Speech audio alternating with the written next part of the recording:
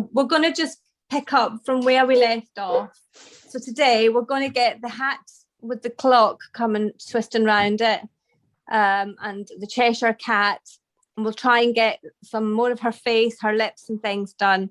I don't think we'll get all of it completely finished, but I'm hoping I'm giving you enough that you'll be able to keep layering it up and get it finished off in your own time. I hope that's okay. Right, so we'll go back to having our normal pencil. So it's just the same as the only thing we'll need today is a button that'll be the size for your little clock. So I've got a little button about that size. So if you want to have one of those just at hand, and maybe if you do have a glittery gold pen, I'll show you how you can use that to get the glittery clock. If not, we'll use, if you've got like a dark Naples yellow or something like that, but that's just so that you're prepared. We're not doing it quite just yet. Or if you've got like a terracotta or something. Okay, right, so where's my pencil? Can everybody see okay, the demo? Yeah, good, and you can all hear me. So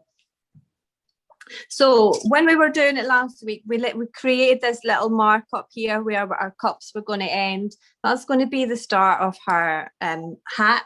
Or yeah, it's a hat. I don't know if it's got a special name or not. So if we just have it that it's coming along over her hair, just where her hair ends on your PDF, and then we'll just draw it that it's going to come right off the page. So it's kind of coming round the corner a little bit. So just like that, and just take it straight off the page. And then at this side, we're going to just start to bring it as if it's coming up and around. So it's almost like it's going to be like an oval sort of shape. And if we just bring it to maybe about there for now, we're going to create the top hat area. So I'm trying to get my hand in a position so wherever you've kind of ended it, if you just want to put in like a straight line. And then we're going to have it that the hat's kind of coming over almost to the end of the page, but just leaving a little bit. So if you bring it down and off the page, so it's kind of just, it's going to give you a little area that you can make that quite round at the end. Hopefully you can see that okay. And on that sort of area, we're going to make some checks like what we did with the rabbit's clothes last week. So just doing some little lines going in different directions just to create some little diamonds or squares. Now, if you're not happy with the shape of your hat, you can have a play around. I'm going to now bring mine just in a little bit so it's a bit thinner and just rub out that initial line that I did.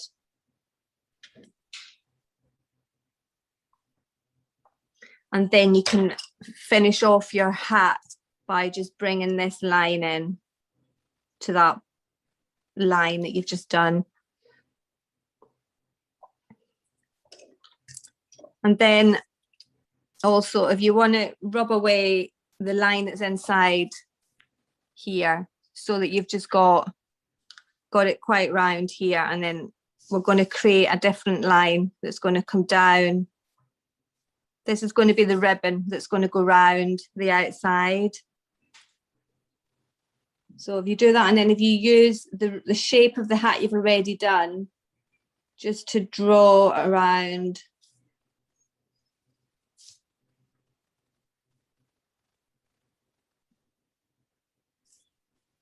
That gives you the kind of, this is going to be the brim of the hat, and this is going to be the ribbon. So now just mirroring it again. Now you can make it a bit squee whiff if you like, so that it looks like it's thinner in some areas. It's up to you, or you can just have it that it's completely the same sort of size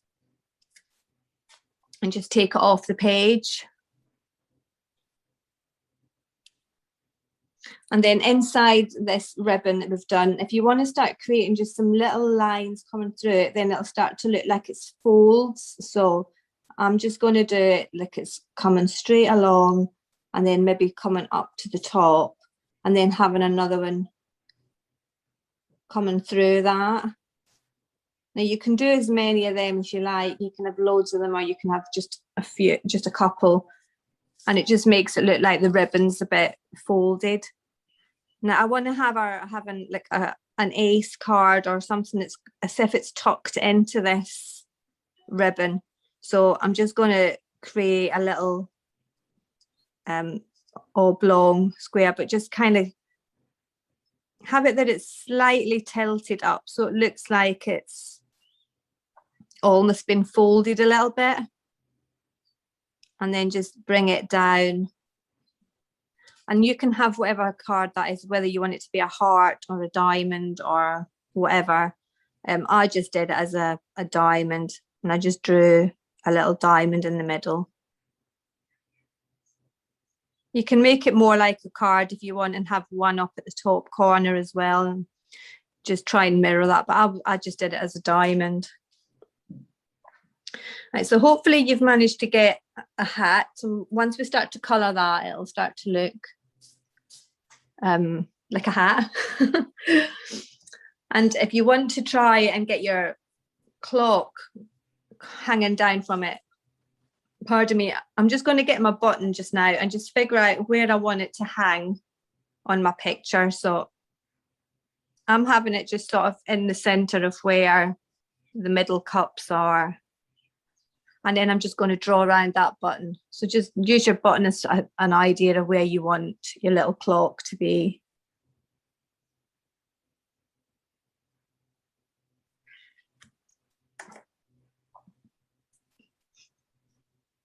Right, sorry, I've got a croaky throat.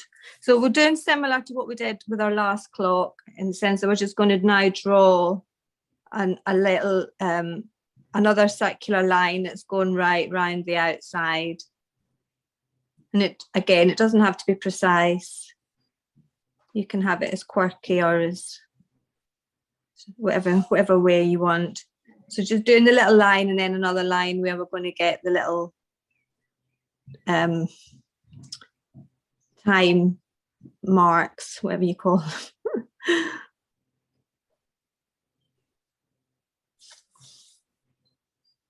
And then if you want to find where your central point is, and then just do a little, it doesn't even have to be, mine's not even in the center, I don't know where it is, but have that little dot there, and then have your hands facing wherever you want them to be. I'm at 3 o'clock. I'm having it at a different time than here, just to add to that sort of quirkiness. And then doing what we did before, just getting those little lines in there, just going around all the way around that inside bit.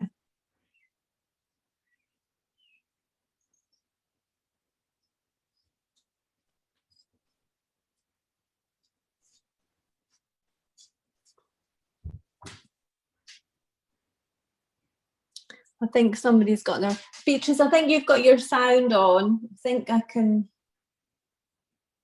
Do you? Oh, that's it. Thank you.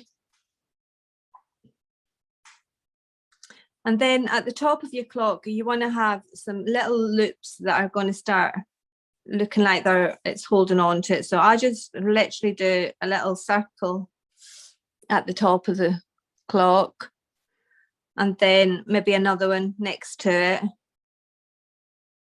And then I'm going to do a bigger one. And then after that, it's going to be lots of little ones that are just joining on, and then you go over them later on. So it's just lots of circles. And we're going to take it up, and to make it look like it's kind of moving, like it's been hanging and swinging a little bit, you can position it so that your little circles are sort of moving in a sort of like a flow, if I'm not making much sense today. I've not been able to string a sentence together all week.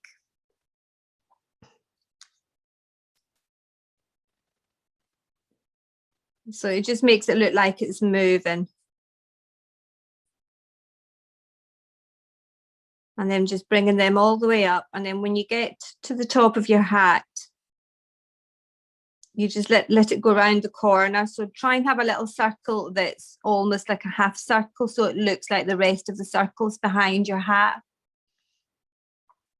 And then if you just have an imaginary line going through there, and then if you imagine that the clock is going to be coming up and back over this way, I'm going to start now bringing some circles from the top of the page. So again, doing a little half circle for the first one. And then the rest of the circles coming down and creating a little bit of a loop so that it's coming back up behind the hat. And again, if you want to try and get a little half one in there.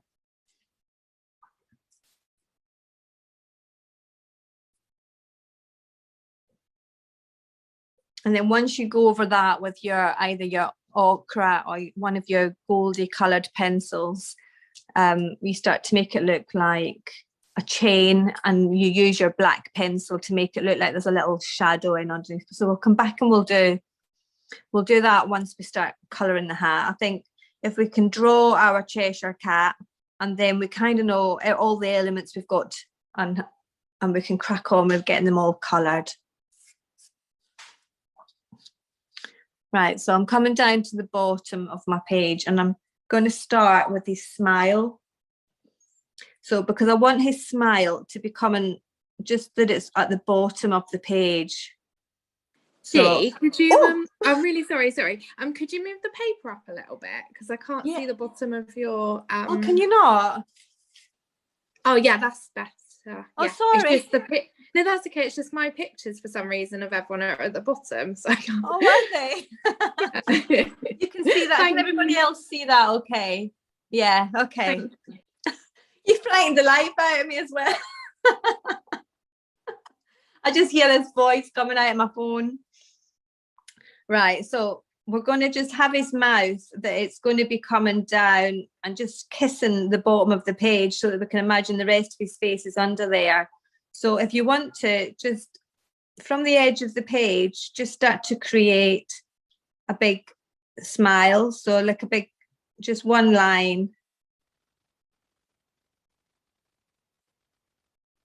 Maybe about that. And then once you've done that, creating a little hook at the top, and then just following it, mirroring what you've just done, just to make it that it's thick enough that you can put his teeth in there. Now I've made it a little bit. I'm just going to use my rubber just to rub that a little bit away. So I'm just going to go over that line that I've just done. Right, so once you've got that, we can start creating little triangular teeth in there. So we're literally just going to do zigzags all the way down that mouth that you've just created.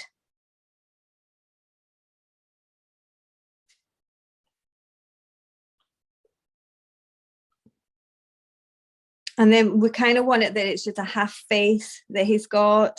So from there, I'm just going to draw a line that's coming right up the very centre, and that's going to be where his nose goes. So just do that line, and then have a little round bit coming out that's going to then go into the edge of the page, and that'll be his nose. And so then we kind of know we've got this area here where we want his eye to be. So you can either get another little button and draw a circle if you like, but I'm just going to use this area just to create like an almond sort of shape. So I want his eye to be really big. So just doing a little backward C to start off with. And then using his mouth, the end of his mouth, to know where you kind of want the end of his eye to be. So just then using that sort of shape to create like an almond sort of shape. Now you can go back in and make that even bigger if you want, but just have an idea of. And then within that almond, just creating his eye.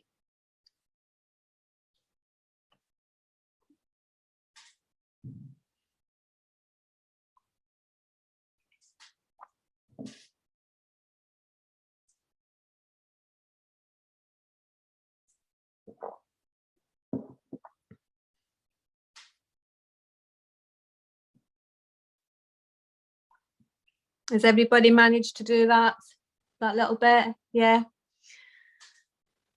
And so now that we've got the shape of his, well, we've got his main features in there, you kind of know where you want his head to be now. So you want to have enough room to create eyelashes if you want, but just put in your first line. You can always rub it out and just decide where you want his head to be. So just coming in off the edge there, I'm just doing a bit of a line, and then if I'm happy with that, I would then just start to create an ear.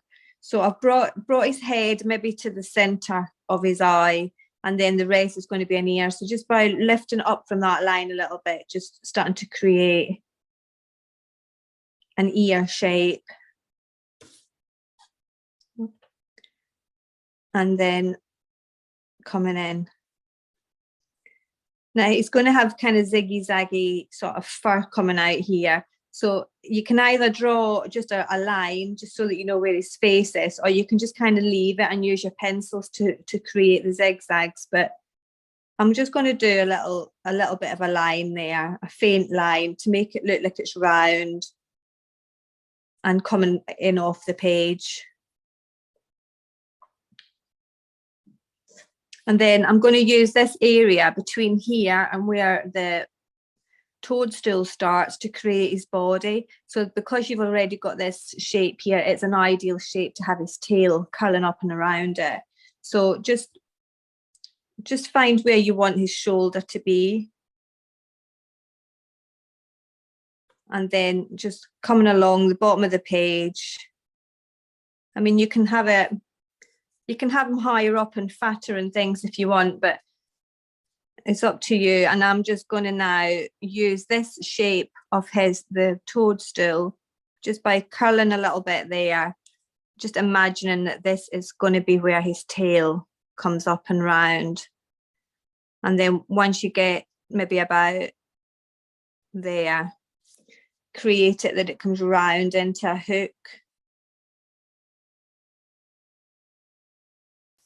And then join that up so that it's sitting just on the toadstool.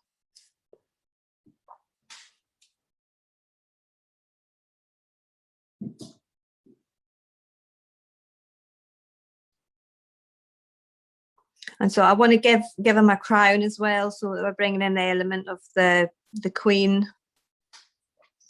So just having a little crown sitting on his head.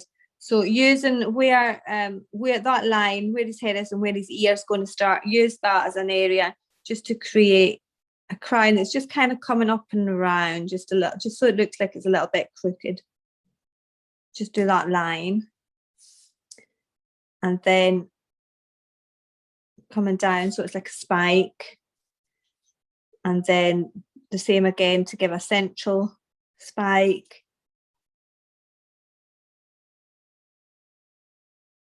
And then again, so that it's coming off the page so that you can't really see the end of it.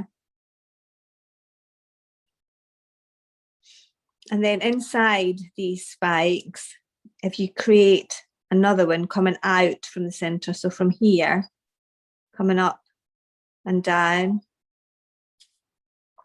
you start to make it look like it's a round crown and there's a little bit inside there. So inside each inside each bit, just put in another, like so, and then you can do your little circles on the top.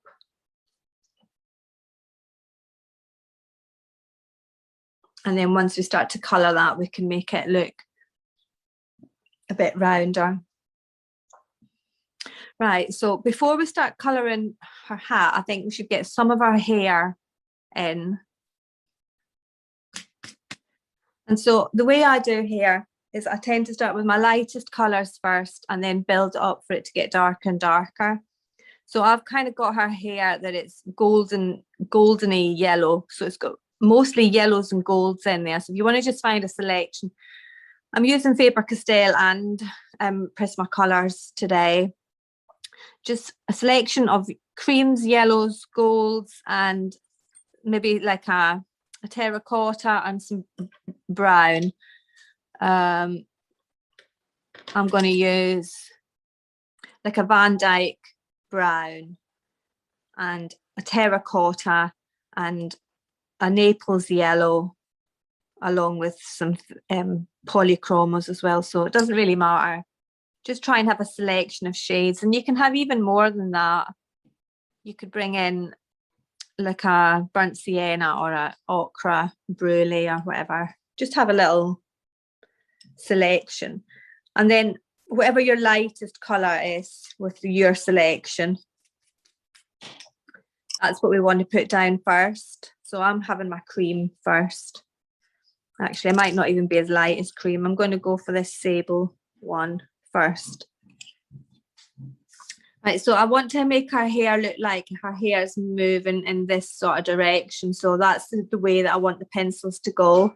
So just following where the shape of her hat, if you use that as your sort of indicator, and then just start to put in a couple of lines just to show what direction her hair is moving in. And then we can start to put in a bottom sort of shade. And then maybe have another one here coming out there. And then the same coming down past your hair. So you can kind of see what direction her hair is moving in. And then once you've got those lines in, I'm going to pretty much do lots of lines, still moving in the same direction, to try and get like a base of colour on her hair.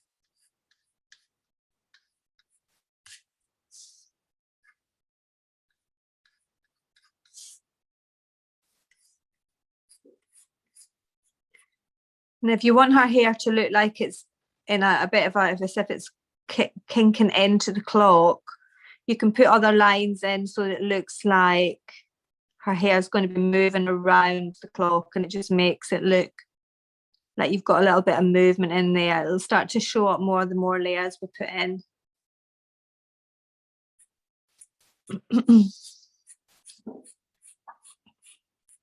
So I'm just going to put as much of the first layer in there for now.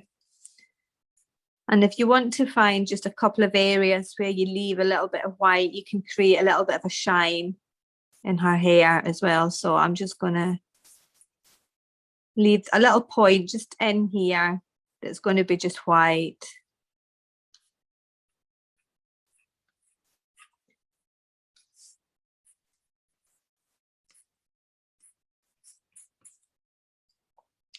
And then moving up to the next shade, whatever your next darkest one is, I'm going to have terracotta. And then just doing a little bit more of the same. If you have a nice sharp pencil as well, it'll help you get light, make it look like it's fine lines which represent hair more.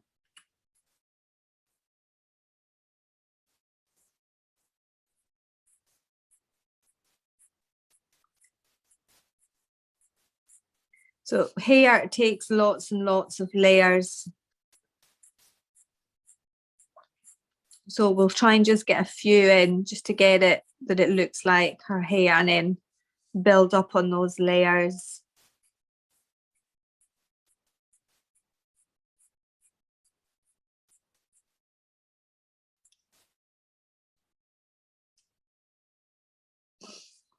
My hair was tickling my nose.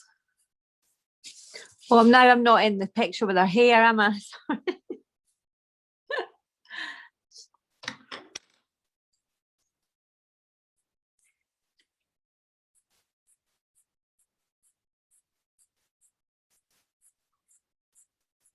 So just getting some layers in.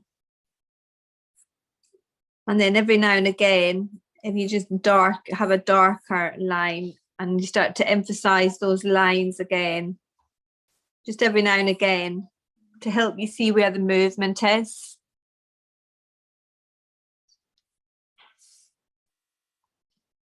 And the same down here at the clock, where it's kind of coming around the clock a little bit.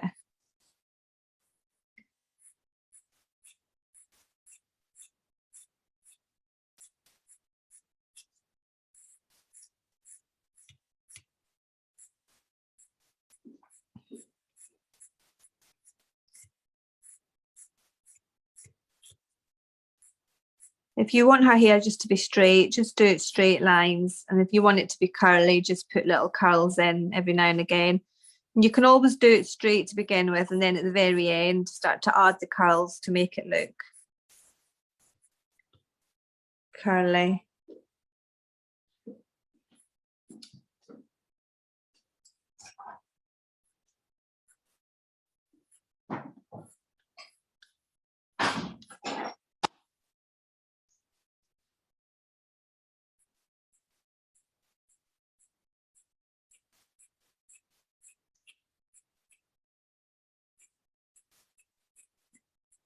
So just going around where his little blue tire is. You can always come back over that with your blue to brighten that back up again.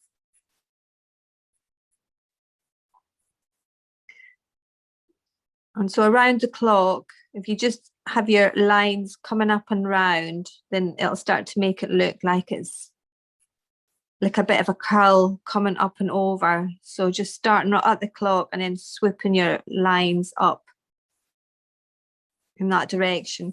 And if you leave a little bit that's white now here, then it'll start to look like a little bit of a curl. So if I just show you. So if I just darken up, so taking the lines down from the rabbit's face in little swoops. And then you've got this area that's starting to look white. And then you've got this area where you're doing the little swoop coming up. And then do the same in the hair next to it. And try and keep that little white area in the same sort of bit. Then it starts to look.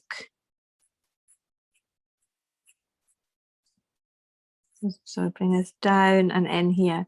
If you just every now and again have a faint line going through where that white area is, it still looks like there's little hairs in there.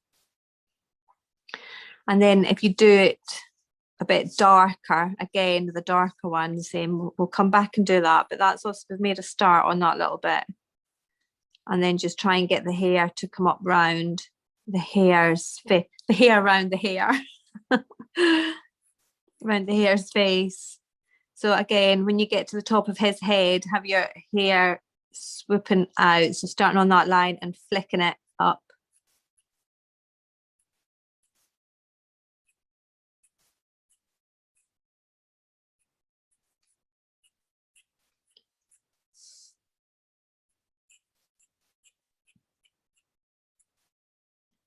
And then I'm going to have this line coming round as well. So from here, to create this sort of illusion of a little kink. And just doing the same on the inside bit. Just lots of little flicks.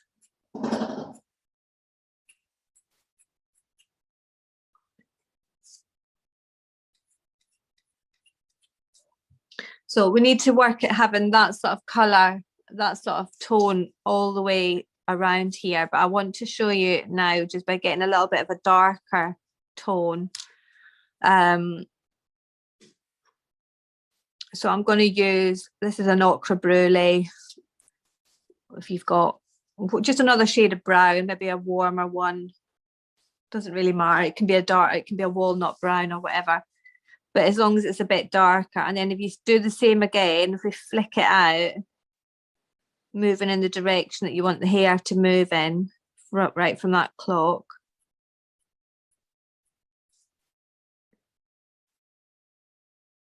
Then you start to see it a bit better. And so you've got it a little bit dark, and then that golden one's underneath there. The same from the top, coming down from the rabbit's mouth. I'm calling him a rabbit because hair and hair is too confusing. And then just having every now and again, just a random hair go down all the way through that white area. It just makes it look like there are hairs there.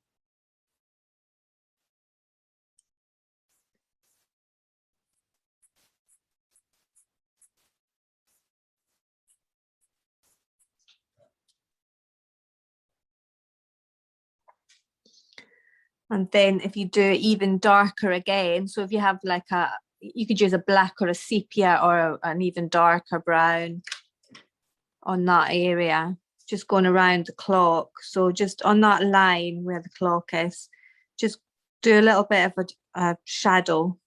Then it starts to look like the hair is, the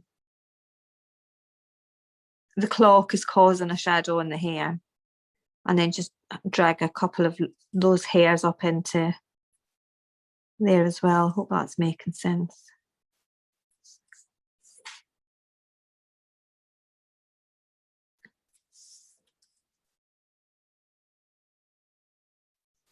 If you just keep it nice and light, and then just softly drag that shadow into the hair,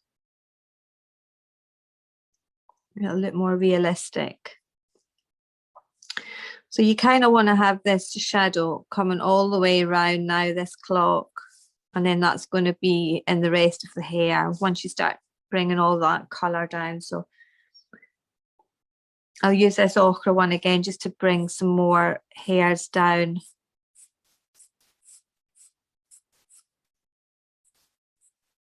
And then coming directly out of the clock, so flicking it out, so touching the line where the clock is and then just flicking it. And if you turn your pencil every now and again, you'll keep getting a sharp edge to save you from having to keep sharpening it. But here is better when you do have a sharp pencil.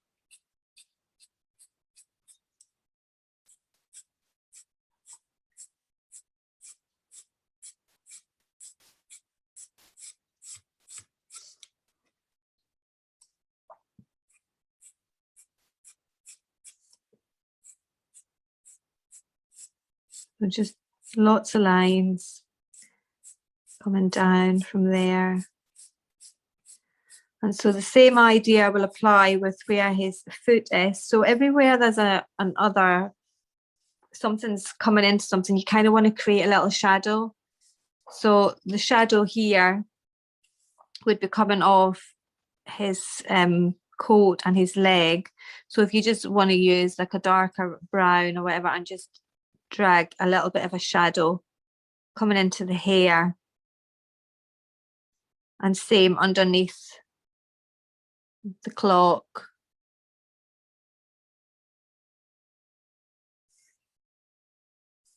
And then every time you've added some more layers, just be mindful to go in and just darken up that line again. So every time you add more layers, just to emphasize that line. And same, he would have a little shadow coming in where his foot is.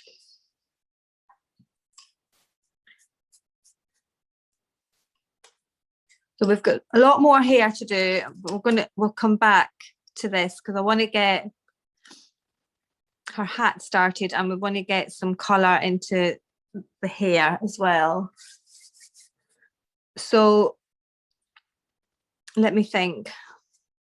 I think if we do a little bit more hair, actually, just round where the hat is, just darken up with whatever your darker colour is, just around the hat. We can start to build the hat around her hair. So just some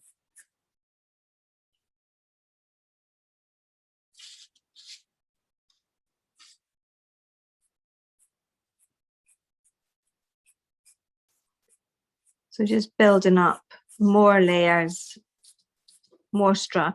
The more strands that you have, the more it starts to look like hair. So just trying to have it that it's going to be quite dark under her hat because it'll be causing a shadow. So like what we did here with the coming off the clock, just having it flicking straight out from that line where the hat is.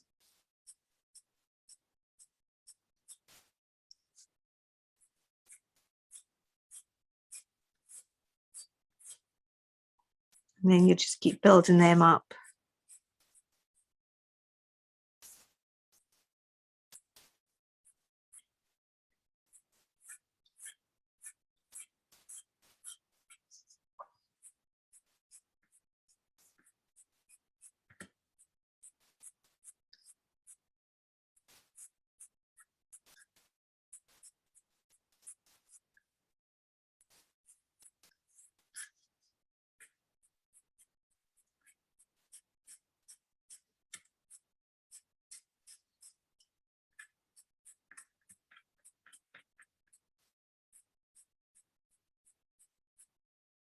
So again, can now start to emphasize a little white area just by having a darker pencil, just doing some lines, showing the way the hair is moving.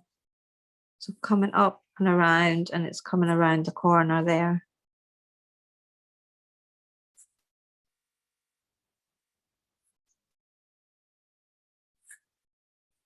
And once you get used to that sort of flow of how our hair is moving, you can get harder, you can start to press down harder once you've got lots of layers, and you can start to bring in the really bright yellows and things. So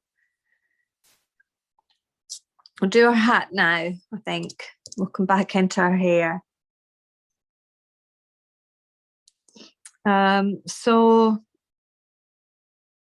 if you want to start with the pinky colour of the ribbon, so I started off with like a pink tone. So I've got this rose fardy, any pink. Try and have a nice light pink, and then if you're going to add more layers to it, just find something a little bit darker. So I've got this brown henny, whatever you call it, and I might even bring in a red. It doesn't really matter. It just depends on what colour you want the ribbon to be, but just have 3 different tones.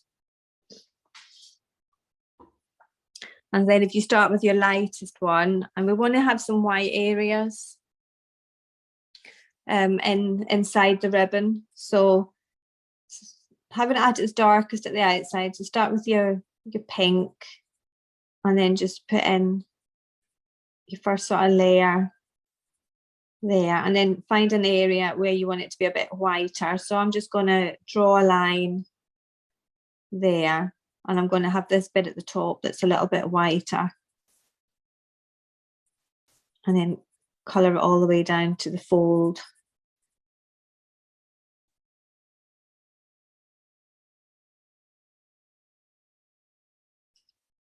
And then I'm going to put in another line. So instead of where my pencil is, I'm going to use the pink pencil just to create another little fold, just a really thin one, maybe there.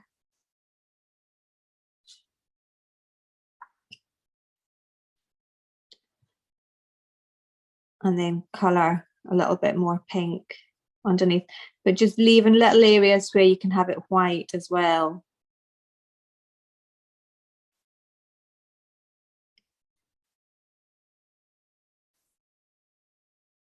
So again, having full colour at the top, and then just finding another area that's going to be white and drawing a line where I want it to be white, and then colour the rest of it with the pale pink.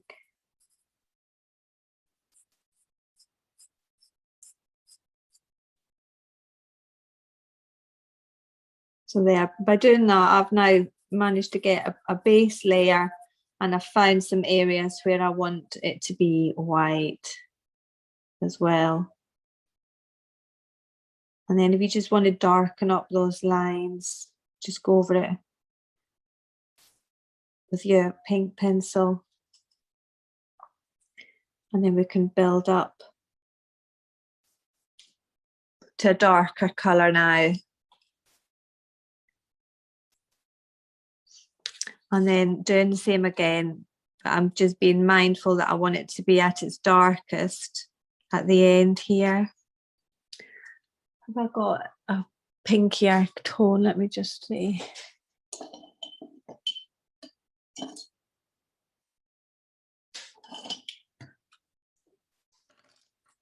I'm going to use this sort of like, it's like a cerise pink.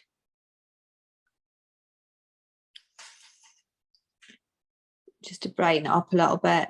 So having it just a little bit darker at the outside, because then that'll help it to look like it's going round the corner. So just going over that line at the outside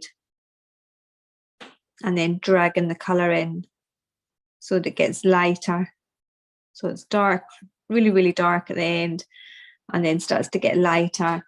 And then it's really, really dark on the crease where you've created your little creases.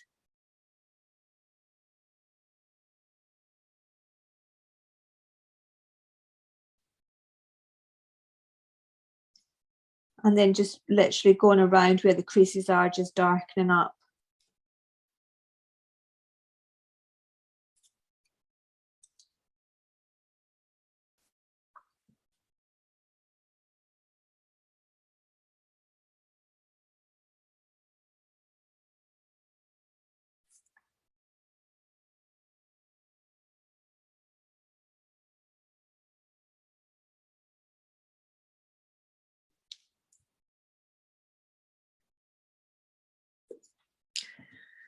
I'm just going to rub out my little bit there at the end. Sorry, I've just noticed it's not quite. I just want to make it look a little bit more round there and a bit crooked. You can make it crooked just by doing a squiggly line. Then back to this dark pink and just darkening up around the rim. So by doing that, you can now see the elements of white, pale pink, and a magenta sort of colour. And you can kind of see now where your folds are going to be. So if you put like a black or a grey or something in your folds, that'll make them pop out.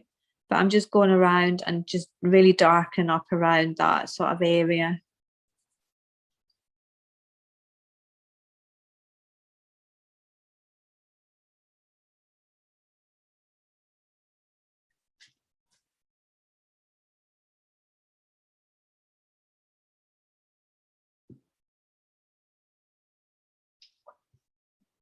Right, so for the hat, it's good to have like a grey. So some grey and different shades of greys and your black, of course, on the top.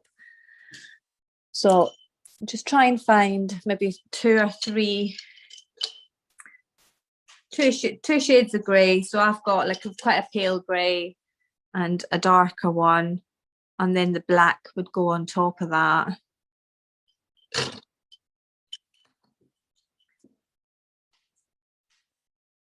So starting off with whatever your palest grey is.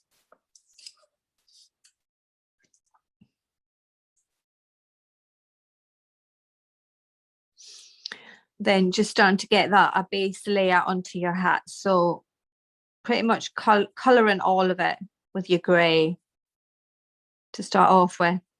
And I'm just going to leave a little area that's just a little bit whiter, just along the edge there. So I'm not taking the grey all the way over to the end of the hat and just leaving a little bit of white. And I'm aware that I want it to be really, really black dark at the very top. So just still keeping it the same pressure, just keep it light so that we can get lots of layers on. But just having it in your head that you want it to be really, really dark at the top and then get a little bit lighter as it comes down. Just need a wee drink.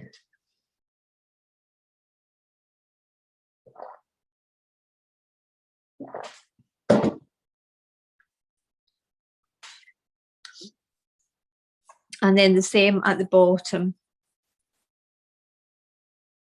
So by doing this, it just lets you, it just helps you get a hat that's not just all a block black colour.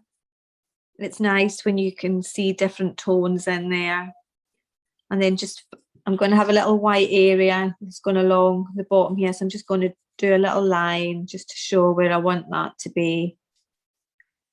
And then I'm going to do another little white bit up here. So just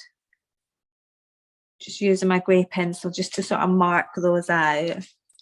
And I also want the hat to look like it's got a little bit of flow in it. So I'm just going to do another line with this grey pencil that's kind of mirroring where the ribbon is.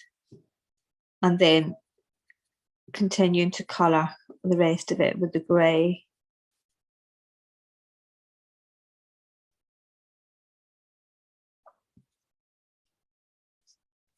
Maybe do another line there as well. So it just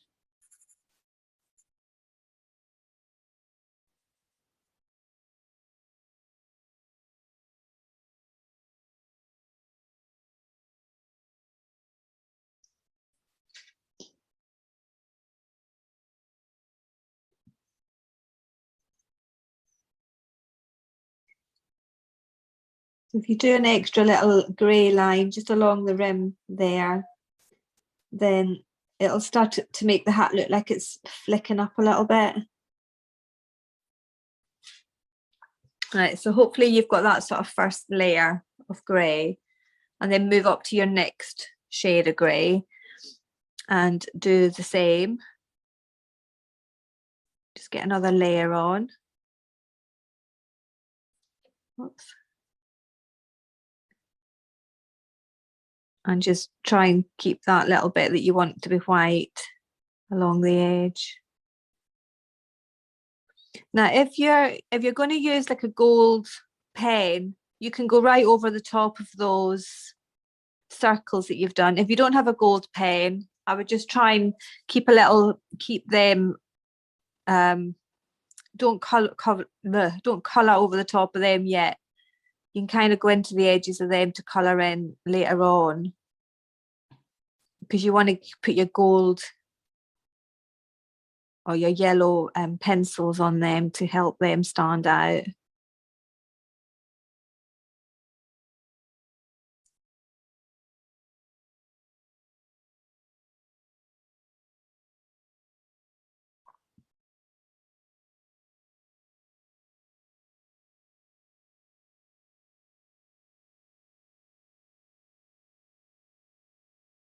And depending on what pencils you use, you get different sort of effects with different pencils. You don't really need to put the white pencil over the top. You can just get that solid sort of, so you'll get just a different sort of effect with different pencils. But I did the original one with the Prismacolor, so that's why I've been kind of still sticking to the Prismacolor for the demo. I usually always use my Faber-Castell, but I just fancied a change. But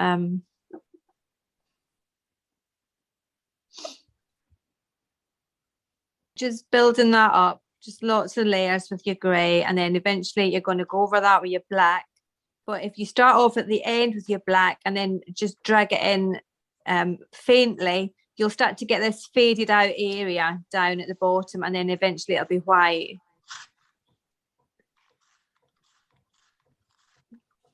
So if we get our black now, where's my black? So when I did this hat, I did the black, but I also used the white over the top of it, and it gave out that sort of faded sort of look. I didn't do it with the Faber-Castell, but I'm sure that if you do it with the Faber-Castell, you'll be able to get that as well. So getting some black down. And just keeping it at its very darkest at the end. And if you want to go along the edge of your page as well, so just with the side of your pencil, you'll get a more finished look with your hat.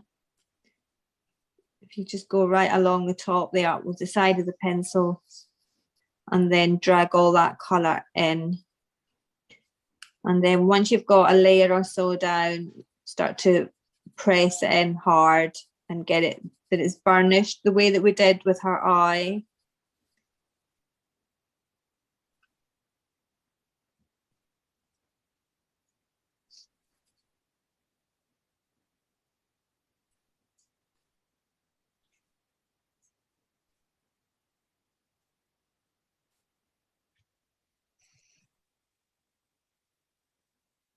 Once you start using black, you just have to be a bit mindful to not get your hands sitting on it, because you start to smudge it around your artwork. So once black comes in, if you want to have a little bit of copier paper or something, if you're leaning on it, so that you don't smudge it all over your lovely artwork. Right, so once you've gotten some layers in, I'm just trying to do it in a faster sort of way, just to. Once you've done that, if you get your white pencil over the top of it and then start to press down hard, and it'll start to become like a charcoaly sort of grey. Now, everybody's pencils are different, so press down and see how it turns out for you. And if it's not, just go back to just doing your burnishing it with a black pencil. Can you see how it starts to look smudgy grey there? You're kind of dragging it all into each other. If it's not going the way you want it, just go back over it again with your black pencil.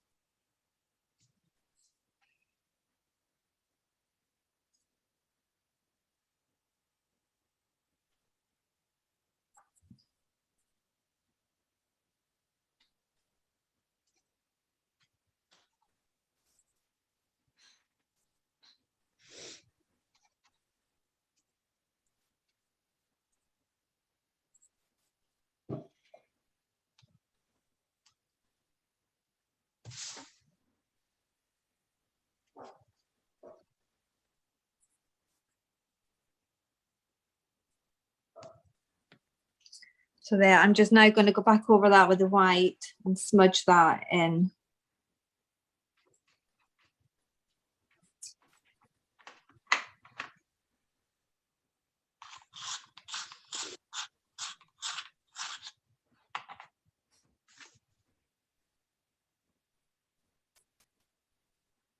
So it becomes really waxy and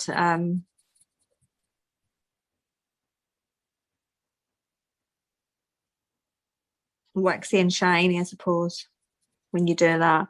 And then you can just keep working over the top of that so that it's got more black at the top.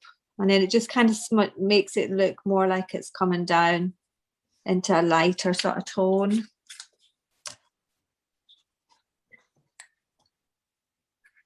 And then I'll go over that with the black again and just keep building that up.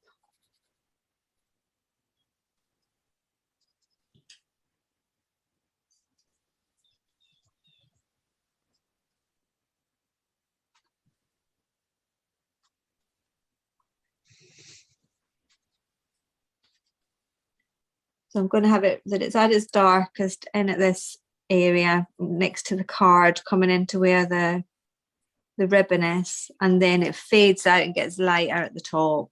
Sorry, at the bottom.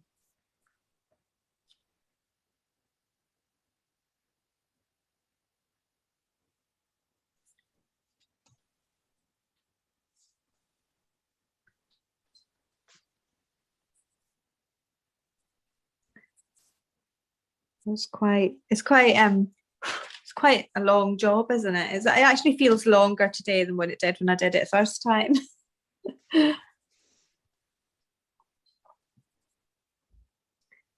So we'll do some of these little chain things. So if you have a gold glittery gel pen, you could use it and you don't need to do any of this, or you can just start to go over it with I'm using a Naples yellow, or you could use a dark Naples or just something like that, and just go around each little circle with that.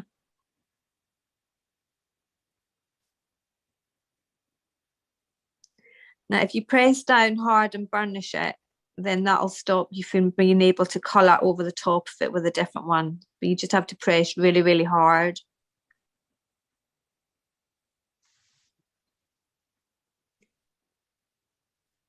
And then once you've done that, you can start to, go in with either your normal pencil to create a little bit of a black shadow, or with your black.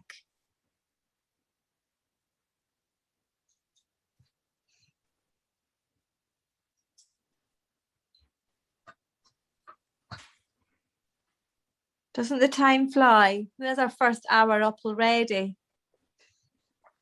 I can't believe that.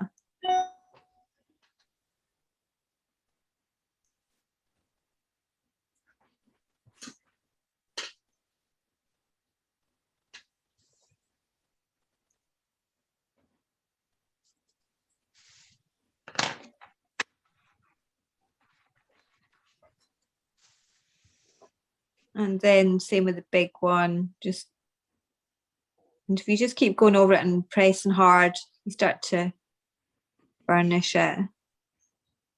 And then to make it look like you've already got a little bit in there because you've used your lead pencil, but to highlight the fact that you want it to look like it's round, you just go in every now and again with your black pencil and just in one little corner, just go around it with the black, not the full way around, just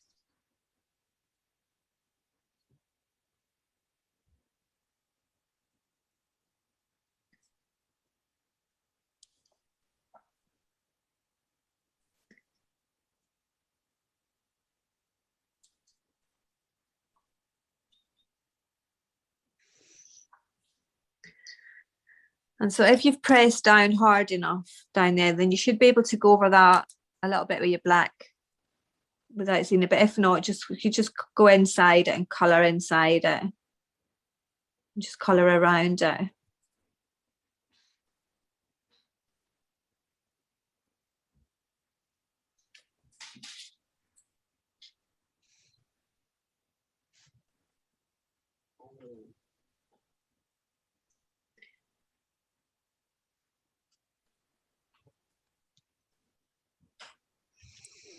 And then I'm just going to go over now with my white.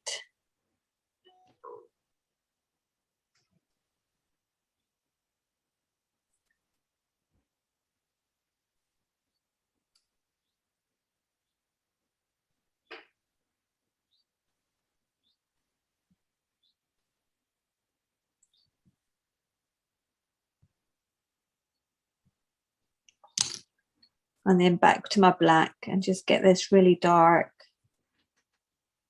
at the top here. So just emphasising that line as well, where your little diamonds are going to be.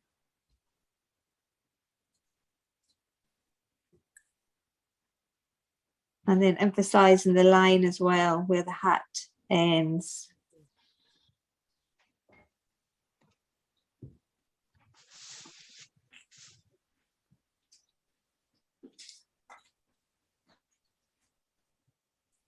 And then if you want to just randomly start colouring in your little diamonds, just every now and again, alternate the one that you colour.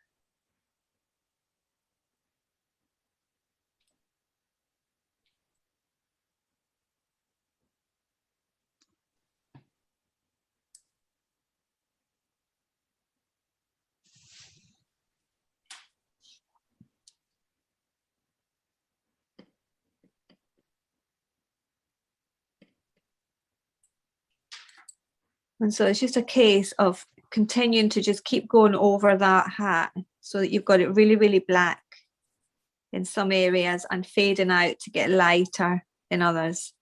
Now you can draw little hashtags and things on there if you like, make it your own.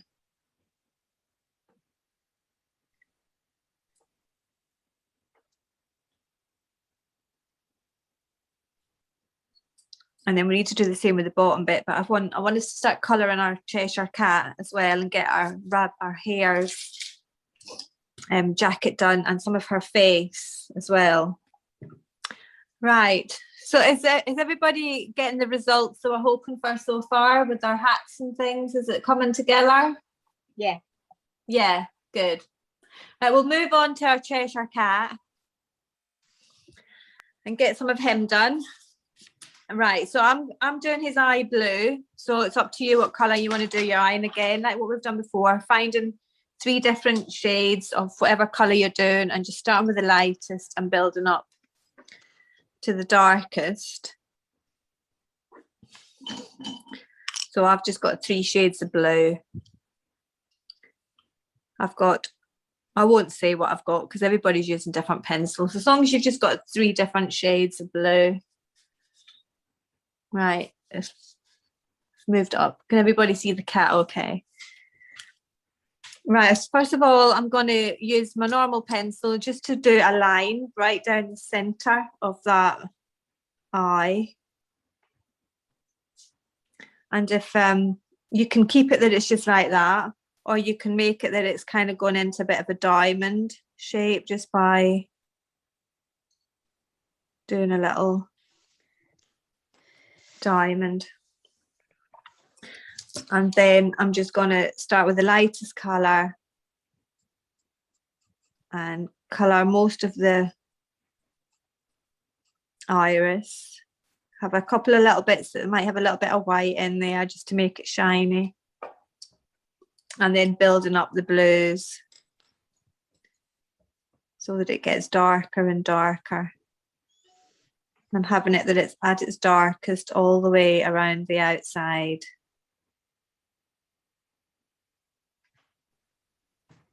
And my little diamond's not right in the middle, I've just noticed, but we won't worry.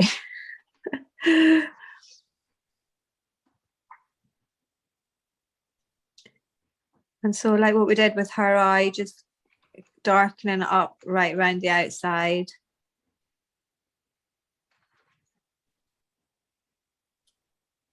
And then also having a bit of blue going around his diamond shaped pupil.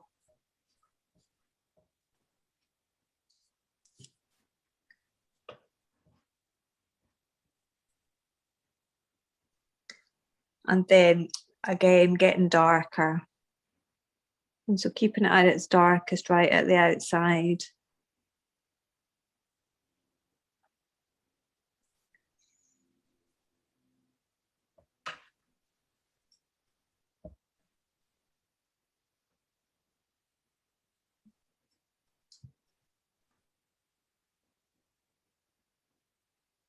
And you can go up a shade and be even darker if you want to.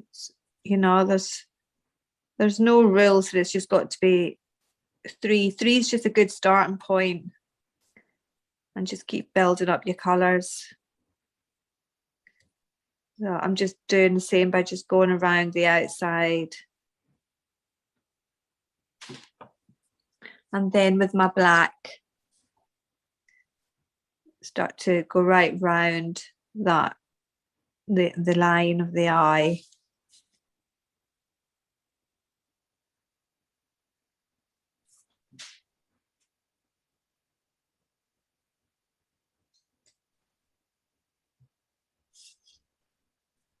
And he's doing his pupil as well.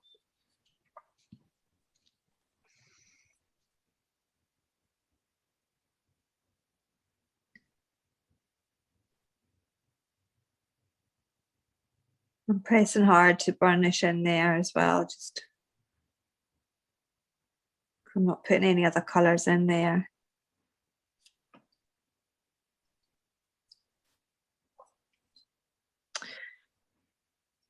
Right, so if you have like a grey, so I'm going to use 2 different shades of grey, a pale one and a darker one. And then start to, with little circular motions just coming out from his eye, just start to build a bit of a border just around his eye.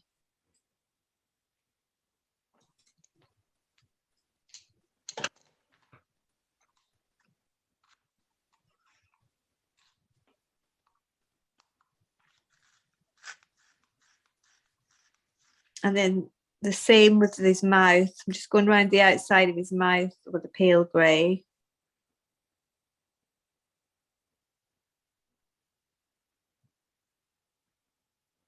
At both sides, top and bottom.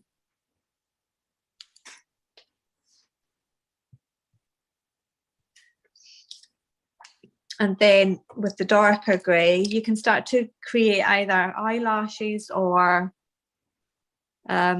hair.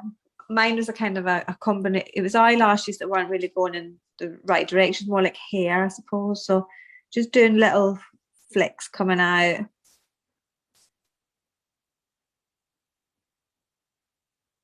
Just in different sort of directions. So just little swoops. And then it can start to get higher if you want.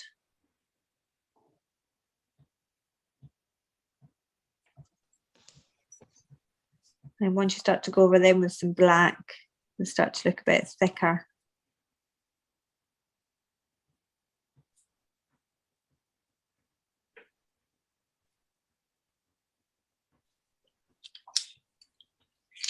So I'm just getting the black now and starting to go in and just do some more.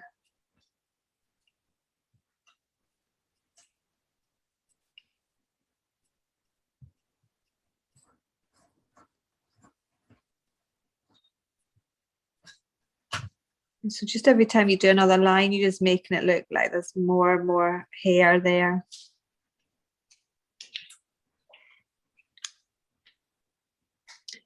And then same with his nose, I'm going to make it black, but I'm just going to have a little white area. So just create a little white area.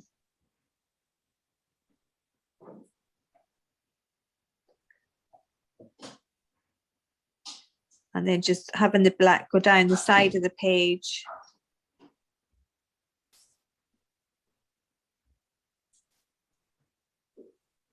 So if you go on the side of your pencil and just darken right up that line so that there's no white on the edge of the page.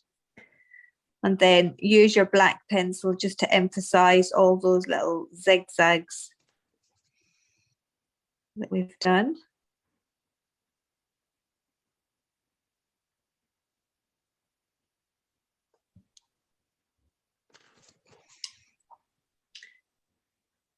And then I used a little bit of yellow around his mouth as well. So just a golden, whatever you've got, dark Naples yellow or whatever. And then just little circular motions just start to create a little bit of yellow around his mouth. Maybe a little bit up coming around his nose as well.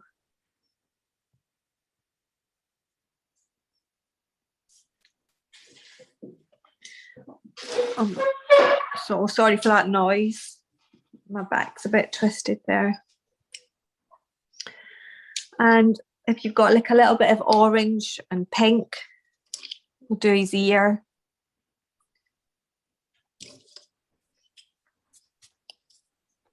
So just finding a little central point inside his ear. There's going to be a little bit of pink.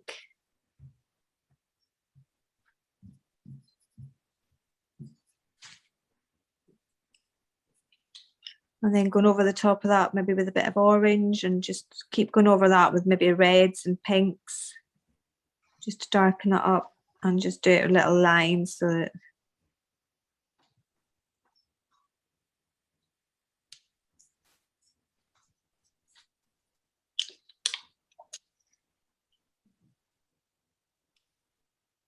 and to the side of his face, I just used my greys and my blacks again. So we've already put in a little line there, but you can rub that out if you want, or you can just go over it with your greys, your blacks, just having some little whiskers coming out. So just little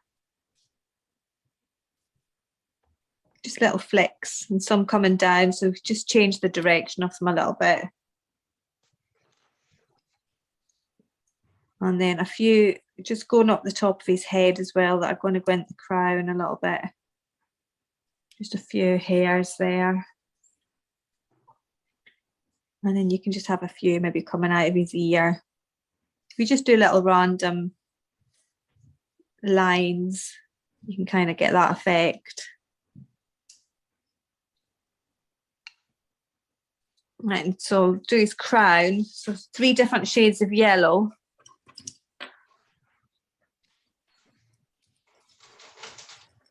For his crown.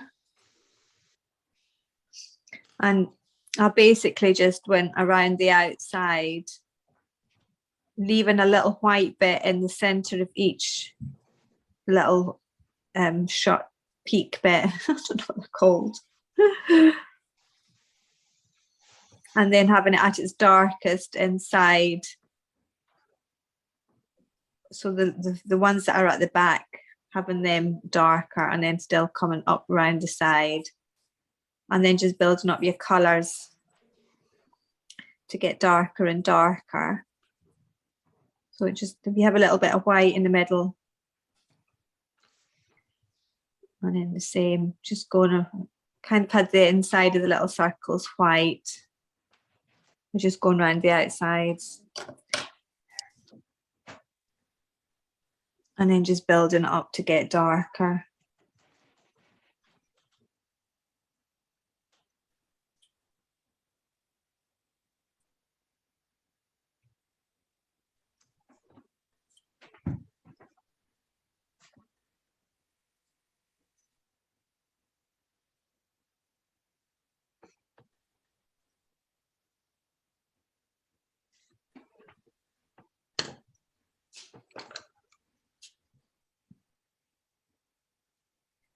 And again, with the side of your pencil just going up the page so that you've got that finished sort of look. So it doesn't look like it just randomly stops.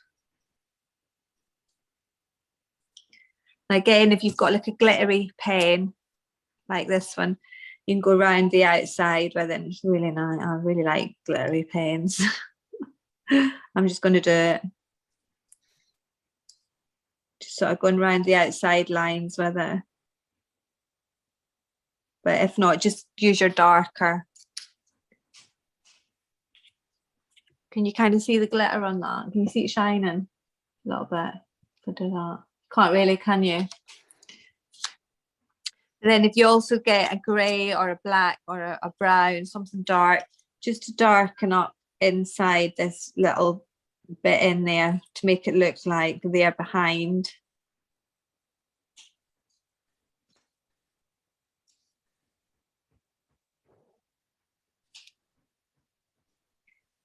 And then top that off with some black. We're just right in at the groove bit, just right in there.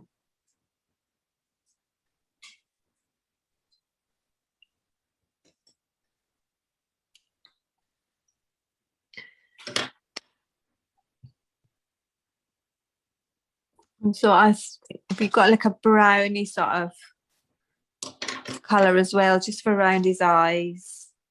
I'm using like an ochre brulee, it's called. But if you start to bring in a bit of brown, just emphasises his eyes a little bit, and I just do it a little bit crooked so it's not all just the same. Just a bit squiggly.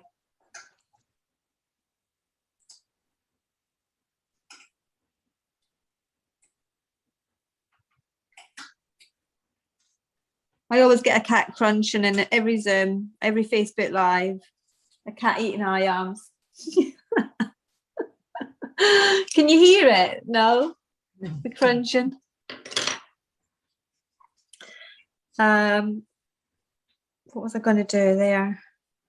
So yeah, just keep emphasising around his eye, getting blacker in here just to darken it, and then again going over and over his eye with the blues to keep shining it up until you eventually burnish it. So I'm going back to a lighter blue and just going over it. There's little white areas in there, but just keep deepening that up and darkening that up. And I just coloured the inside of his face white with a white pencil. But if you want to give him a little random sort of eyelash that's coming down with a circle on it, just to give him a little bit of character, just draw a little line down and a little circle on the end.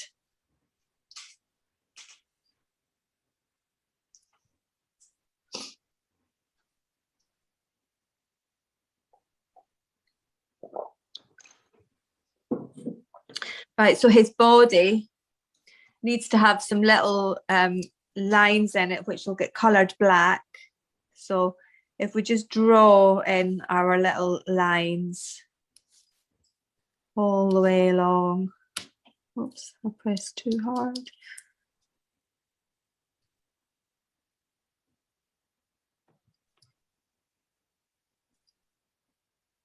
And then it's just a case of, like what we've been doing with the hat, just in case we don't have time, just where the time's flying by, just colouring them in random black and white, or if you want to do it different colours, just pink, white, or rainbow, or whatever.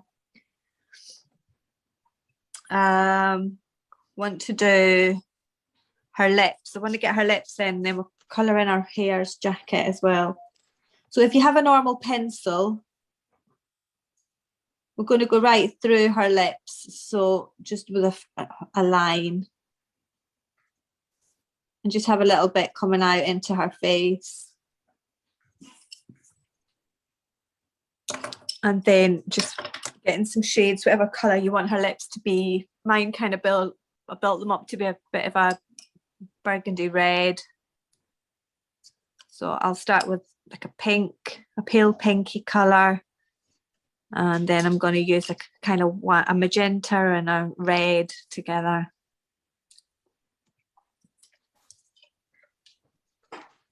Right, let's get her lips. So I know a lot of you know how to do the lips now because you've done loads of classes with me. But for those who are doing it for the first time, nice sharp pencil, and then find the sort of central point of your lips, and then you want your lines to start going in the direction of the shape of the lip. So just picking up the lip, and then that starts to make them look plump and round. So just doing that, going one way, and then you're going to change it to go in the opposite direction for the other side.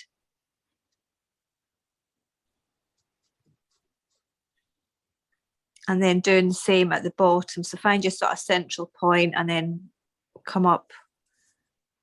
And the more round that those lines are, the plumper your lips will be. And then go in the opposite direction.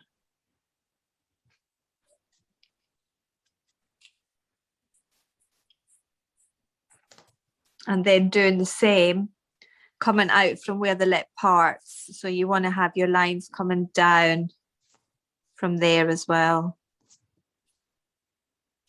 So at the minute, it's not a good look. She's not pleased about lips looking like this at the minute, but and then with the same pencil, you can start to soften that out by just doing your light circular motions over the top of it. But if you just be aware that you kind of want the central point between the part and the bottom to have a little white area so that you can get a sparkle in there. And the same at the top, maybe find a little area near the top of her lip and a bit along the centre that are going to have some white areas. So you start at the bottom and start to build up. You have it in your head that you want it to be at its darkest right here at the bottom, because that's going to be like a shadow. And it's going to be at its darkest in the parting, because it's like the top lip's shadowing over the bottom lip a little bit. So just trying to get some shadow in there. Full way along. And same at the top of the parting. So either sides of that parting, just going to be a little bit darker than the rest. And when you do that, you start to see where the white areas are, and you start to get that feeling that they're going to be plump. So the same, just adding a little bit of colour at the top of her lip and then just working it around the outside, but just finding a little area that's going to have some shine.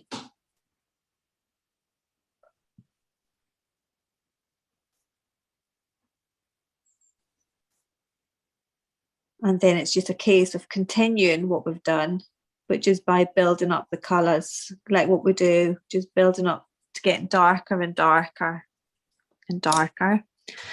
I'm actually going to go for another shade in between the ones that I've got, just to make it less dramatic.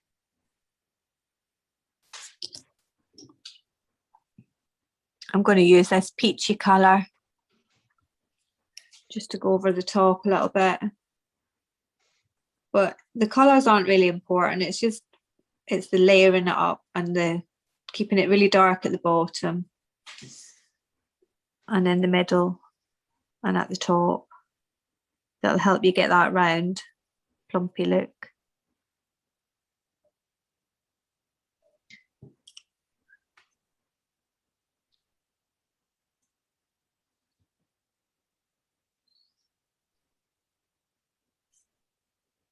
And then as you start to lose those lines, you can start to bring in more with a different shade, just moving in the same sort of direction. And again, have that pencil go up the side of your paper there just to finish that off so it doesn't look random. Right, I'm going to now use the magenta and do the same. Just keeping it really dark at the bottom.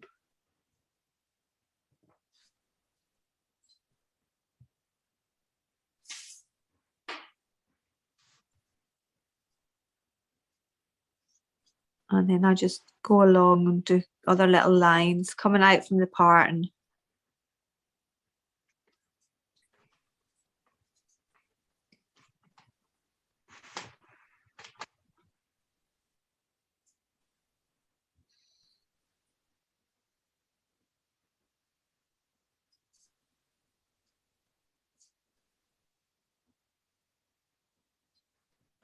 And if you just do your little light circular motions over the top of those lines, you start to blend them out a little bit so that you're not just getting loads of lines all the time. They're just every now and again getting them.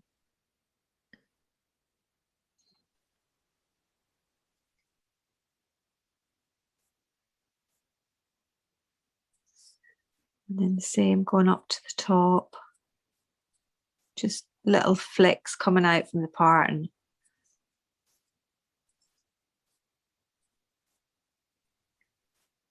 And if you start to lose the pattern, just go back over it with your normal pencil or with a black. Just you want to keep that line there so that you can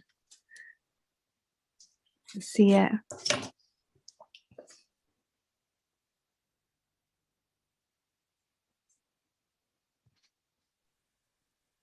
Now, the longer you take and the more layers you do, more time, the better it looks. I'll do them all very rushed when I'm doing the classes just to try and get everything across to you. But if you just sit and relax into it and do it at a nice leisurely pace, you get a nicer finish. And then I'm going to now use a reddy tone, and then just starting at the part and just make it really dark in there and start to drag some of the colour out from there. And the same going up into the top lip as well.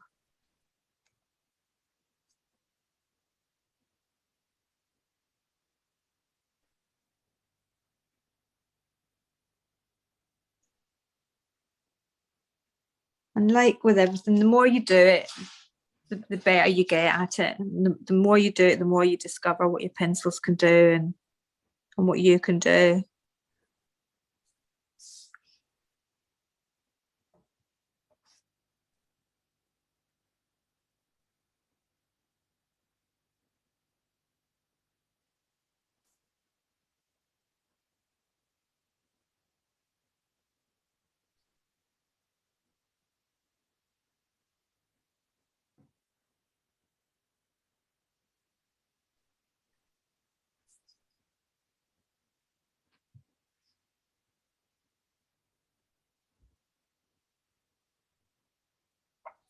And as you continue through your picture, you know, every area you do, you think, oh, well, I'll go back now and I'll do more of my toadstool. And it's just keep layering it up, and the more finished it'll look.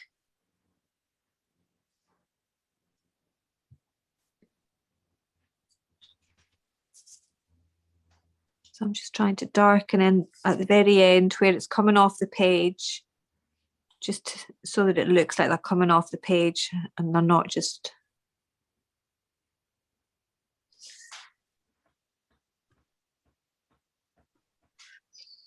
So you can use your black or again, just your lead pencil just to keep darkening up that area.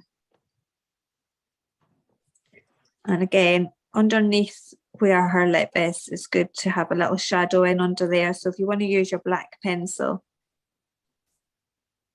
so if you just get right on that line where her lip ends and then softly drag some of the shade out, you don't have to use black, you can use different some of the skin tones, some of the darker ones, or you can use your browns or your greys. But it's as long as it's at its darkest right underneath the lip, and the rest of it gets lighter and lighter, then that starts to give you the illusion of a shadow. And once you've put that in, if you get a skin colour and go over the top of it, then you can kind of soften that out a little bit as well. And then just keep building up. Her skin, she needs a lot more layers on her skin. And just try and get that little round bit emphasised on there as well.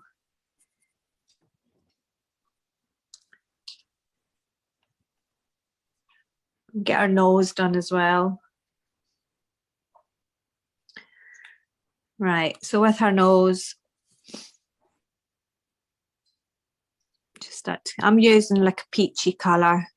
So whatever skin tones you want to use, again, starting with your lightest and then building it up. So just covering most of that nose, and then there's that wee point that hopefully you can still see that wee circle that we did last week's. Hopefully it's still showing up there. If not, you can either draw a little circle or you can just let your pencils go around until you start to see a white circle appear without actually drawing a physical circle. And bring some of that colour down into her nostril and down, because again, you want a shadow coming, starting to develop there. And if you want to do a little line coming down into that lip, you just do a mirror of that bit of the lip with the skin tone. You can start to get that sort of, that little bit that I never know what it's called. Yeah, we'll come back into that. And then moving up to Philtrum. the Philtrum. Yeah. Is that what it's called? Yeah. I'm going to write that down. Philtrum. So many times I've been colouring and drawing, trying to explain what it was, and I never knew the name of it. And then I've never thought to research it either.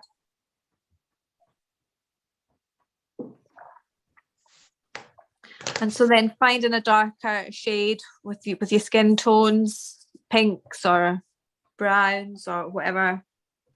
I'm going to use like a rosy sort of colour, which is just another colour up in like a pinky sort of tone.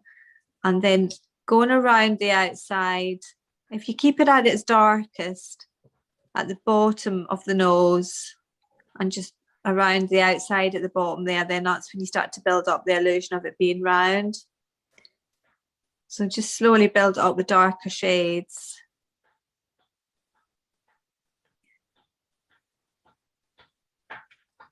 The idea is for it to be darker and then getting lighter up where that little circle is.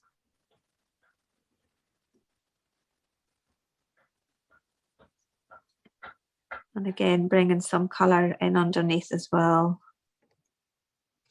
That'll eventually have a shadow in there.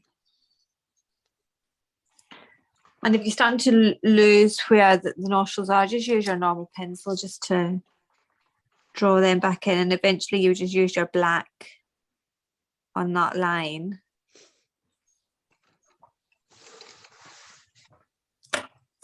And then moving up again, another colour.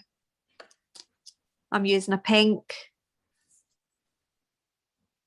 You can use all different shades. Depends what colour you want her nose to be as well.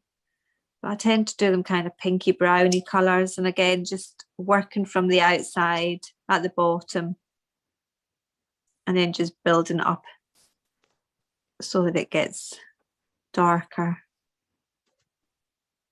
Just take some of that colour into the rest of the nose as well, so it's just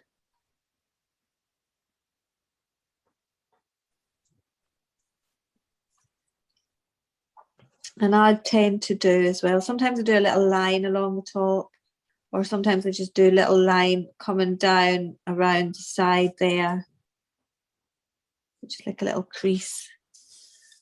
Do one at either side.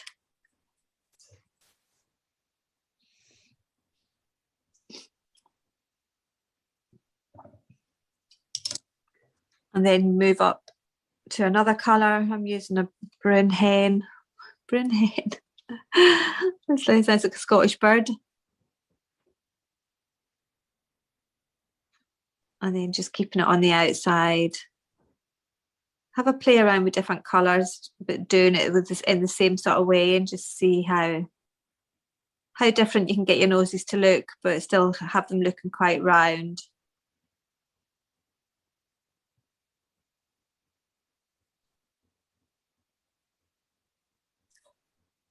I'm going to get a browny grey or something just to do underneath her nose. So I've got a Van Dyke brown and just emphasising that line a little bit. And just dragging some of the colour up slightly into the nose, but having some of it drag underneath and inside the nostrils, because it's never white in there. You want to get that illusion of it being like a shadow. And then if you just have the shadow just slightly coming out, just a little bit underneath this bit of the nose.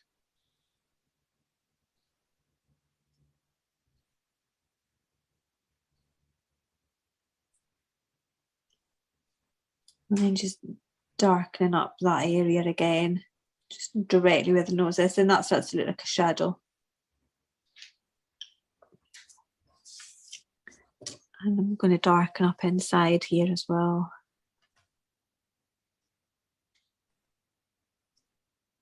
And then using that brown just to come around the outside of the inside of the nose and just at the bottom, and then just creating a line just underneath. Sorry, not underneath, but just gradually starting to come up the side, but not drastically, just ever so lightly, just try and get a little bit darker at the bottom.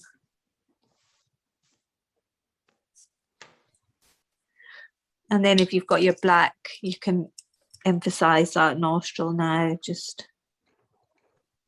going around the line.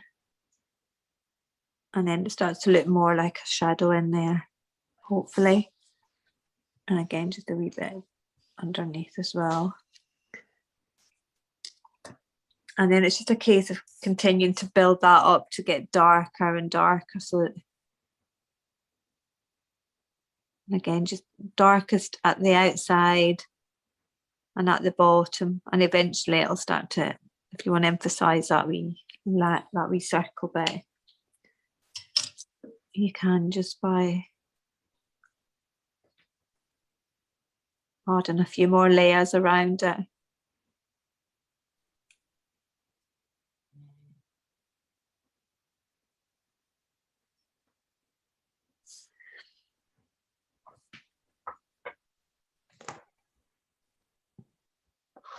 So it needs a few more layers in there. So just hopefully in your own time, you can continue to layer that up. I'm just darkening up the philtrum.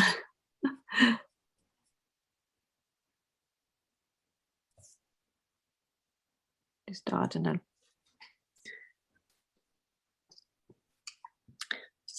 And so we get some colour into her cheeks as well. So her face, like what we did the other day, last week, with the skinny colours or the peachy tones, it's a case of just continuing to keep going over that again and again until you get it as dark as you need it to be.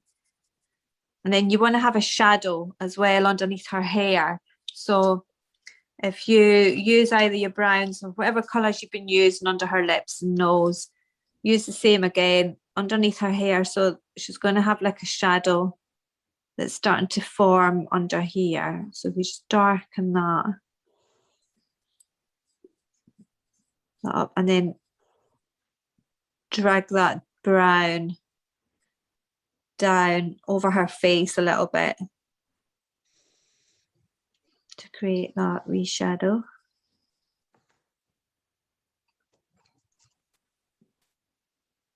You kind of want it to be the shape of her hair, so coming in that sort of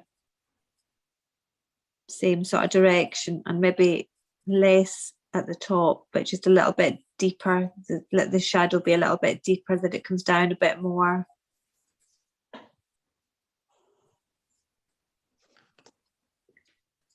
At the deepest point of her fringe, if that makes sense. And then you want it to be kind of black in there, and then you kind of want a wee bit of a shadow going on just in under her eye here, maybe where the hair is.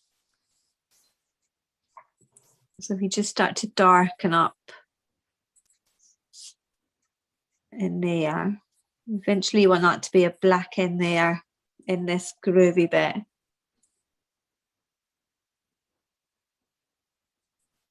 And then if you get a black and then just darken up just directly underneath that hairline, then it starts to look like the hair's causing, looks like the hair's coming off over the face.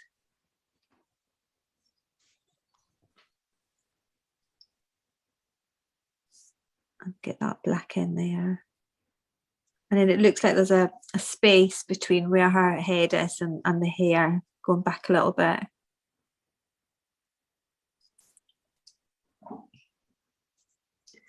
And so you like as well with her hat, because in the way it's only 15 minutes left.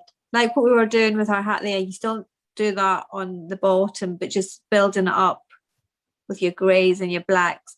And if you have your pencils moving in this sort of direction, like when we did the hair, if you do the same with the hat, then it starts to make it look like it's going around.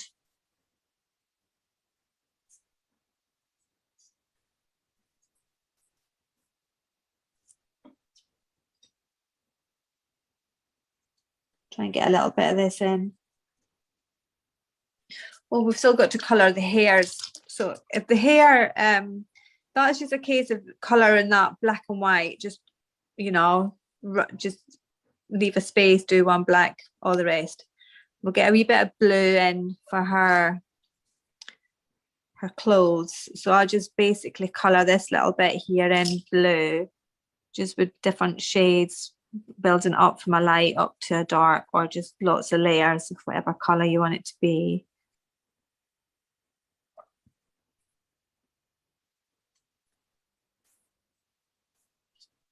And then with a grey or a brown or whatever you want to use, just emphasize her collar by going around, putting in a little bit of grey around the outside, just around the outside, around the edges, and the same under her chin.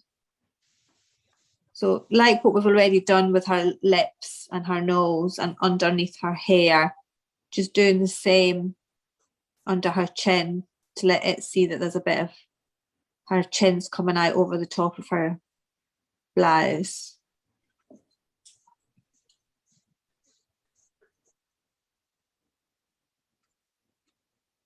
And then I coloured them white. So once you've done the grey around there, and then you go over with the white, you kind of drag some of that grey in as well, and then it doesn't look like it's all just pure white. So you want it to be, if you go in with your black right into the centre of that bit where her blouse is parting, and then just emphasise her corners now, then they start to look like they're coming out as well over the top. So a little bit of black directly underneath her chin as well. Just keep it as thin as you can underneath there. And then if you go over with a white over her blouse, dragging in some of that grey.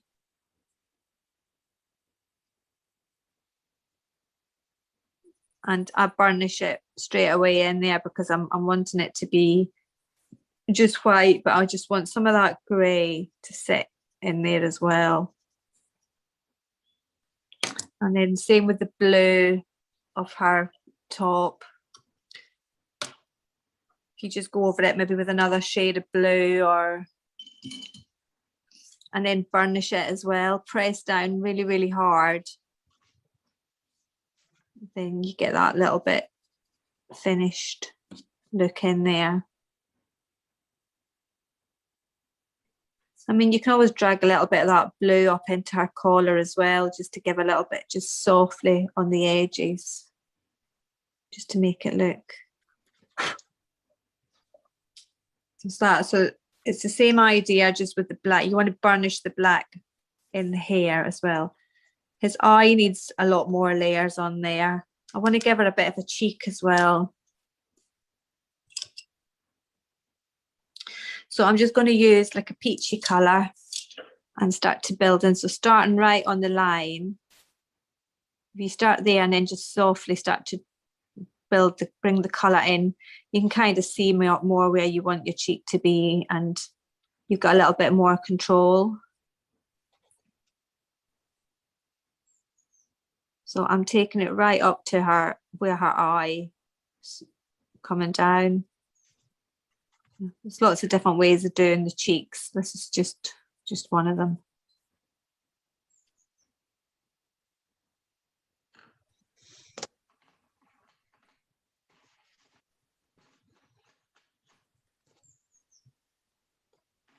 And so we should have created a little bit of a line last week, starting to come down where a bit's white and a bit's.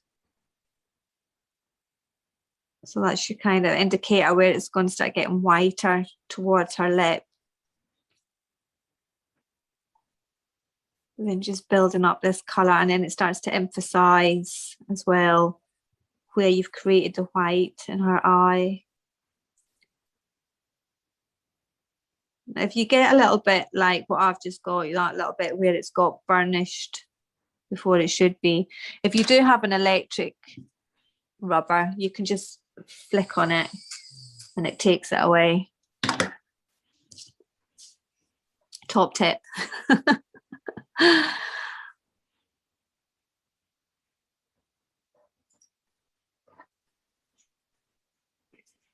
So once you've done that, you want to maybe get another shade and start to build on it, bring it in. So it's quite nice if you've got like pinks and oranges in the cheeks. So I like to play around with the different colours. This is a roast salmon I've got here. So a pinky orangey kind of colour, and then using the pink, doing just what we've already done, starting to go over the top, building that up.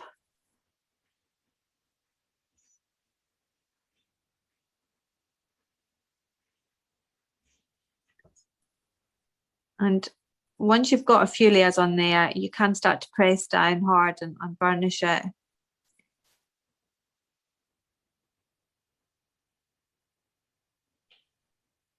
When you do that, it just makes it look smoother.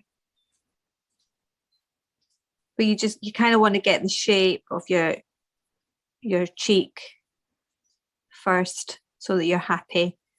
You want to get a few layers on there so that you get depth. And your colours will become more and more vibrant when you layer them up on top of each other.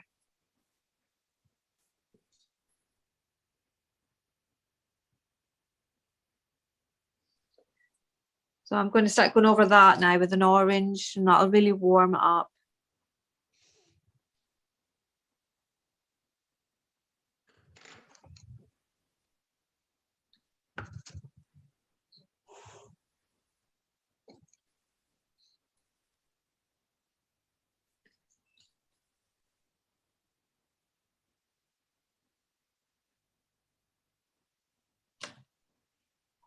So again, I've burnished it too much, and I'm just going to flip that away. And you can always go over that with a white. Just make sure you don't have any blue sitting on the top of your white like what I've got at the minute. And if you go over that with your white, you can burnish it and soften it at the same time. Just depends on what kind of look you want with your pencils as well. The more you have a play with them, the more you'll find out what style and what kind of look you like to create with your pencils. But there, that's softened all of that out and smoothed it out. And I can still build up on it. I'll go back in with my palest skinned colour where I started off. go over the top of that and then start to build up a little bit more, coming out towards her eye, this little bit here under her eye, which needs a little bit darkening up as well. So I'm just adding a few more layers in there to get that deeper. And once you start to see the shape appearing and you're happy with where it is, then, you know, that's when you want to go in and press in hard and just get that to be more defined. So like you want that in there to be that little, I don't know what that bit in there either is called, but where the bag starts. Do you know what that one's called, Gabby? No, I don't know that one.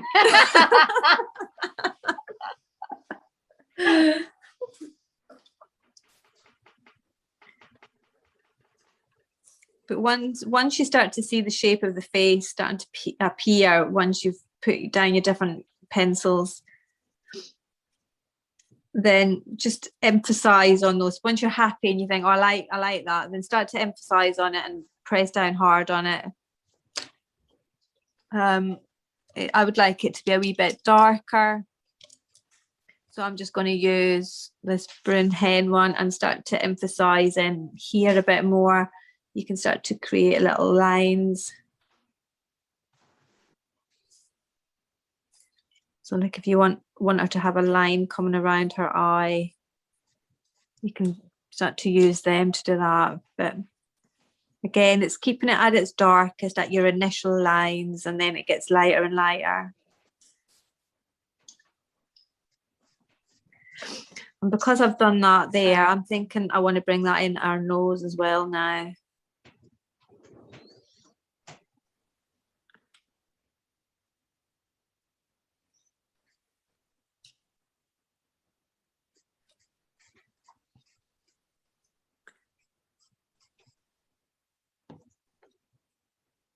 So I'm going to bring in, before we get finished, bring in some yellow into her hair.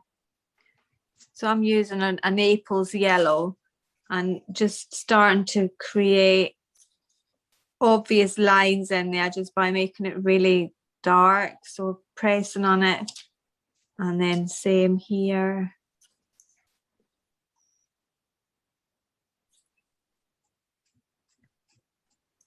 And then it's a case of just continuing to build up those layers in her hair, which I'm sure you'll all enjoy doing tonight. Lots and lots of lines and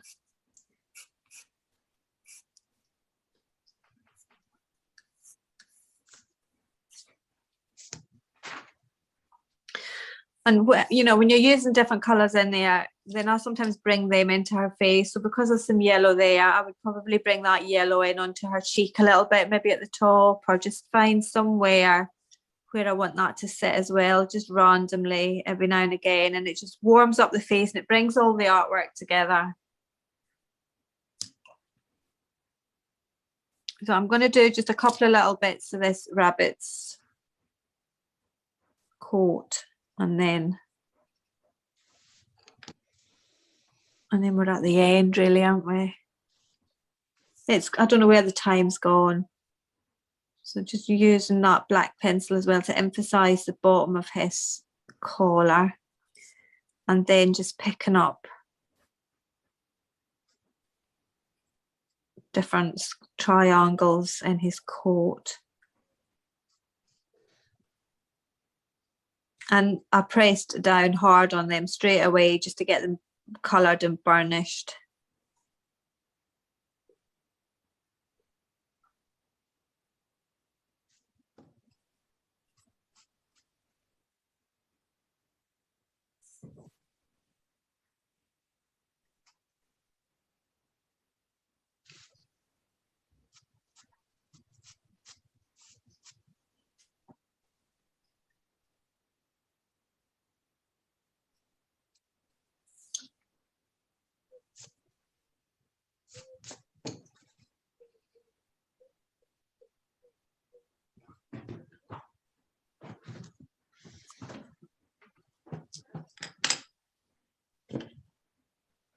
So you've got You've got plenty to still be doing, haven't you? Have I given you enough for you to complete your picture? Do you want me to do a little bit on the outside? Going around the outside as well, yeah? So the way I do it is I like there to still be a bit of white space, and so I always just go around the outside of whatever I've drawn with, if I'm choosing a blue background for this case, again, finding 3 different shades of blue and just going around all of the outside. And then a little squiggles every now and again, so it's not just all the same sort of size and shape going around. And then having it at its darkest right on the outside of the girl, and eventually maybe building it up to, if it's a blue, like an indigo blue or a purple or something really dark, so it would end up being really, really dark on the outside, and then dragging some of that darkness out into the lighter colours. And like, I'll do this little bit down here, so just colouring this little bit here all blue.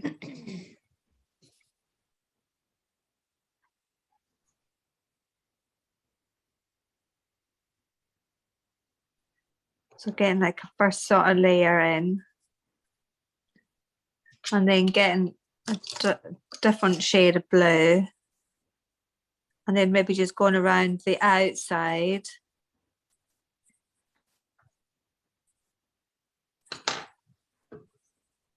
So you've got different shades of blue there starting to show through, and then another shade of blue, so maybe the darker one. So you've got your shadows going on underneath your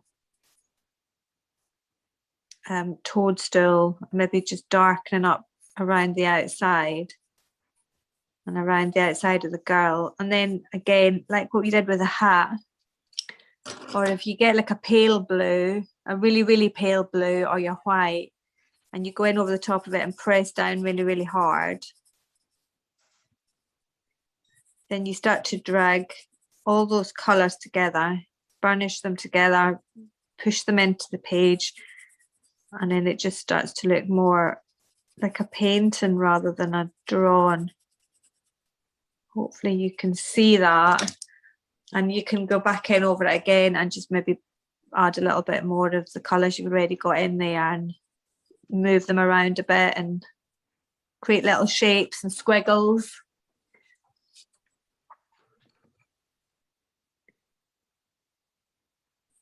So I would do that. So I would have it all coloured in between sort of areas, and then have some little white spaces as well. So having it at its darkest around the outside, and the same going around the outside, going down the side of your page, like what we did with the cat's nose and things, just getting all that white area coloured and then dragging that colour in so that it's not coming all the way in, but just a little bit of the way in, and building up the colours like what we did down here, going along all the way around the outside and around. Find where you want your white area, have it all coloured all the way around her hat. And then get a darker shade and do the same again, and then blend it all together with your white pencil or a blue pencil, or with a dark pencil. You want to burnish it along the end, really darken it, but then have the rest of it really soft coming in, and use your white pencil to soften it. Does that make sense? Yeah, okay. So what's left to do is lots and lots of layers, really. So once you've got your layers in and you're happy with it, going around and burnishing it, using your blacks to create your shadows, and then whenever you create a shadow, just drag a little bit of color out underneath that to soften it, and just have it really, really dark directly on the line, and that creates that illusion. And yeah, you know, like the eye needs to be really darkened up again, and in the hair, and a lot more layers in there, and then little shadows coming out from under his chin.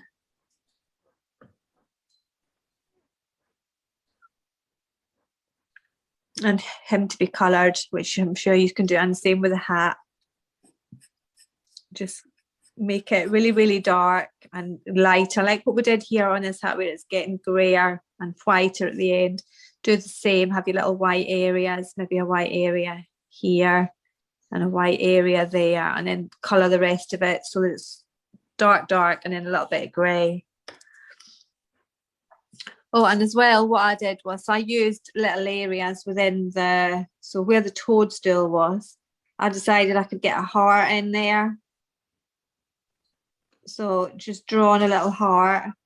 And then because we had the little checks going on in different areas, I thought it would be nice to have the check in the heart as well. And then coloured it black. And it just kind of keeps it cohesive, because you've got little elements that are dotted around your picture that are the same. And then again, I did a little heart where his tail ended. I could see that I could get a little heart in there as well. And I did it just red, but you could do it checked or whatever else. But there, so yeah, I think we've reached the end of the road, but I'm hoping that you're going to look forward to just spending the rest of the time finishing it off on your own.